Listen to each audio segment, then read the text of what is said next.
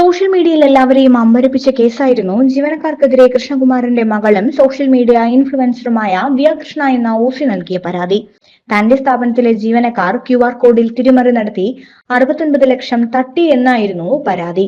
ഇതിന് പിന്നാലെയാണ് ജീവനക്കാർ നടൻ കൃഷ്ണകുമാറിനെതിരെ തട്ടിക്കൊണ്ടുപോകൽ കേസ് ഫയൽ ചെയ്യുന്നത്. ഈ കേസിൽ ദിയയുടെ അച്ഛനും അമ്മയും സഹോദരി അഹാന കൃഷ്ണയടക്കം പ്രതികളായി. പിന്നാലെ 3 ജീവനക്കാരെയും ഫ്ളാറ്റിലെത്തിച്ച് ദിയയുടെ സഹോദരിയും സിനിമാ താരവുമായ അഹാന കൃഷ്ണ തട്ടിപ്പ് വിവരങ്ങൾ ചോദിച്ചറിയുന്ന ദൃശ്യങ്ങളും ജീവനക്കാർ തട്ടിപ്പ് സമ്മതിക്കുന്ന ദൃശ്യങ്ങളും കൃഷ്ണകുമാറിന്റെ ഭാര്യ സിന്ധു കൃഷ്ണ അവരുടെ സോഷ്യൽ മീഡിയ പേജ് വഴി പുറത്തുവിട്ടിരുന്നു. ഇതിന് പിന്നാലെയാണ് നടൻ കൃഷ്ണകുമാർ പ്രതിയായ തട്ടിക്കൊണ്ടുപോകൽ കേസിലെ CCTV ദൃശ്യങ്ങളും പുറത്തുവരുന്നത്. കേസിലെ കവടിയാറിലെ ഫ്ളാറ്റിൽ നിന്നും പരാതിക്കാരികൾ കൃഷ്ണകുമാറിന്റെ വാഹനത്തിൽ കയറുന്നത് ദൃശ്യങ്ങളിൽ കാണാം. 2 ജീവനക്കാരികളാണ് ഇവിടെ നിന്നും വാഹനത്തിൽ കയറുന്നത്. എന്നാൽ ഇവർ ആരോപിക്കുന്നത് പോലെ ബലപ്രയോഗം നടത്തി തട്ടിക്കൊണ്ടുപോയതായി ഈ ദൃശ്യങ്ങളിലില്ല.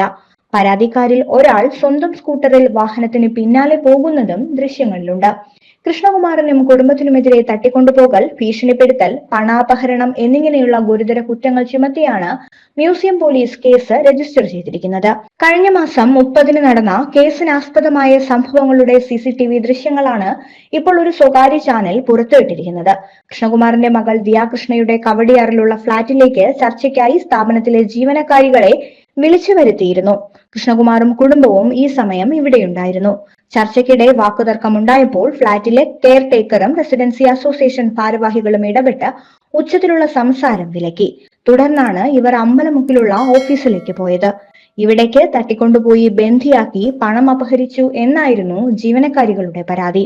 കൃഷ്ണകുമാർ നൽകിയ പരാതിക്ക് ശേഷമായിരുന്നു ഈ പരാതി വന്നത്. എന്നാൽ പുറത്തുവന്ന ദൃശ്യങ്ങളിൽ ഇതിന് വിരുദ്ധമായ കാര്യങ്ങളാണ് ഉള്ളത്.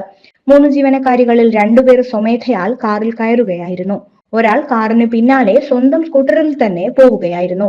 ബലപ്രയോഗം നടത്തിയിട്ടില്ലെന്ന് ഇവിടെയുണ്ടായിരുന്ന മറ്റാൾക്കാരും പറയുന്നുണ്ട്. കേസിൽ അന്വേഷണം തുടരുകയാണ്. വിവിധ ഇടങ്ങളിൽ നിന്നും CCTV ഫൂട്ടേജുകൾ പോലീസ് പരിശോധിച്ചു വരുന്നു.